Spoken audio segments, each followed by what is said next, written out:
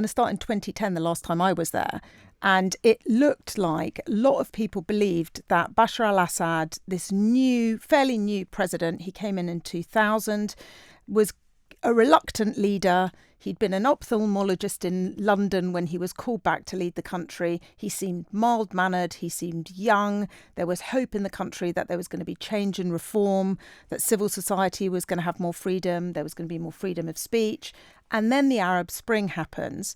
And a group of young teenagers are really inspired by what's happening in Tunisia and other Arab countries. And they write some anti-regime slogans on a wall in graffiti.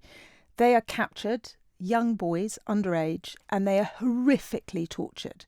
And when they're released from custody, they are so maimed that their parents and their communities, in utter horror, take to the streets and begin protesting. And instead of, this horror and the protest being acknowledged by the regime, immediately these people are again arrested, beaten up, shot at. And that causes more protests in outrage at that. And it just spirals and spirals and spirals until eventually you've got millions of people on the streets of Syria protesting. And at this point, President Assad has a choice. Does he step forward and say, there is a mass outcry for reform here. Let's listen to what they're saying.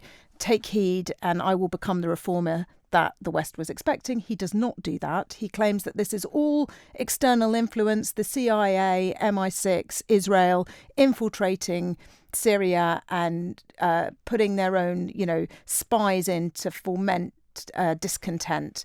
And he responds by enormous mass arrests, tens of thousands of people arrested overnight, thrown in prison, people shot in the streets, hospitals closed, unable to give medical care to the people being shot. And the country slowly descends into chaos. The protesters then start taking up arms.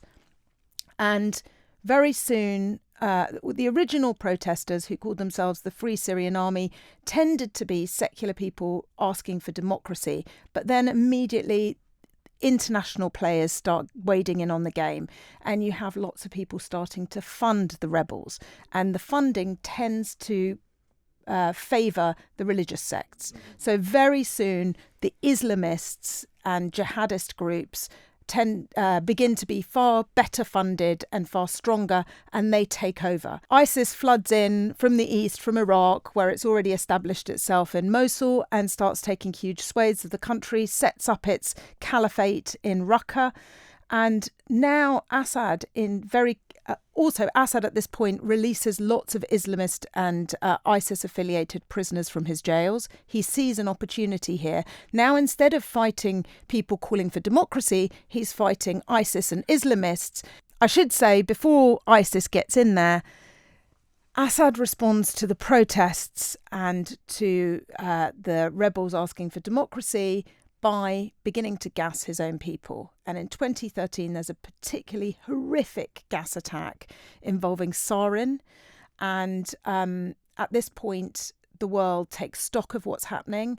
I have to say that the bombings, the barrel bombings and various other bombings that were happening of civilian areas were probably killing more people. But there's something within the nature of a gas attack where we find it very difficult to broadcast images of bits of body and maimed people, but we can show images of people struggling to breathe.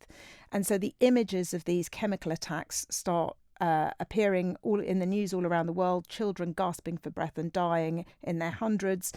And the world has to make a decision. Do they intervene or not? At this point, Barack Obama has drawn a red line, says if there's a chemical attack, we will intervene.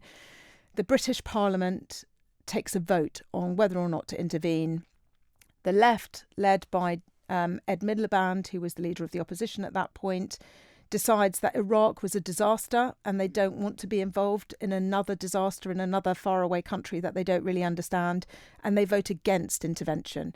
Obama feels that he can't act unilaterally without his backers in the UK, without the support of the British. He decides he's not going to adhere to that red line, and the West steps back, at which point Russia sees an opportunity and steps into the breach and decides to support President Assad And at that point, also, the battle becomes about ISIS. And so now America is also bombing in coordinated strikes against ISIS, and they're coordinating with the Russians and the Syrians.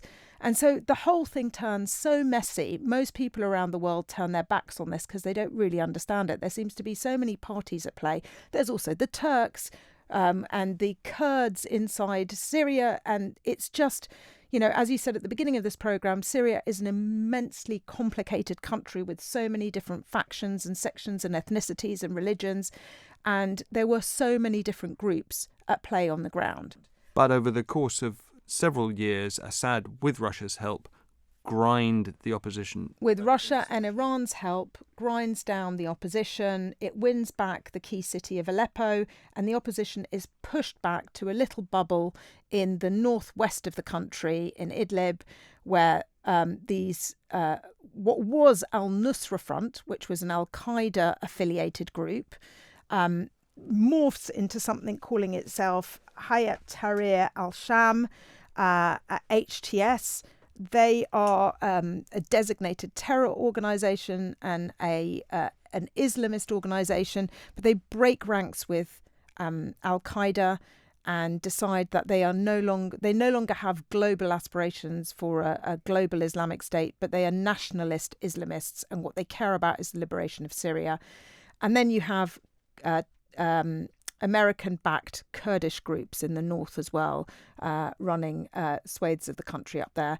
The war has gone cold in the sense that the front lines aren't moving, and so the world's media turns away from it. But actually, the war hasn't stopped.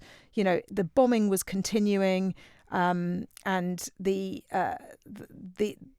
people who lived, mostly refugees, in these areas, were being starved and suffering horrific conditions, including continued bombing. And then about 10 days ago, Hayat Tahrir al-Sham HTS decide to take out a military post where a lot of the bombing is coming from. October saw a particularly deadly bombing campaign from Syria into this rebel territory. And so they decide to take out this particular post where the bombing is coming from. And not only do they succeed, but they find such little opposition that they think, well, let's just push on a bit further.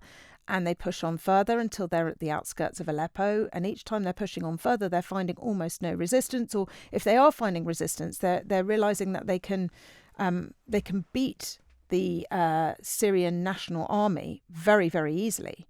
And they're very surprised by this, but it's an opportunity. And the thing to remember is that for these last 4 years where the war has gone cold, HTS has been very serious about its opposition. It's opened military academies. It's created its own factories producing drones and missiles, and it's been stocking up and preparing for an assault. They probably just didn't realise the moment had come. And so when they have the wherewithal to keep pushing on, and they take Aleppo, and this is quite an astounding moment because Aleppo was suffered one of the longest sieges in modern military history. And when Aleppo was lost by the rebels, it was a real devastating moment, a moment where really, in essence, they felt the war had been lost. So to regain this key city, it was actually the most populous city before the war, the biggest city. To regain it so easily was a real shock. And the world now starts looking at what's happening.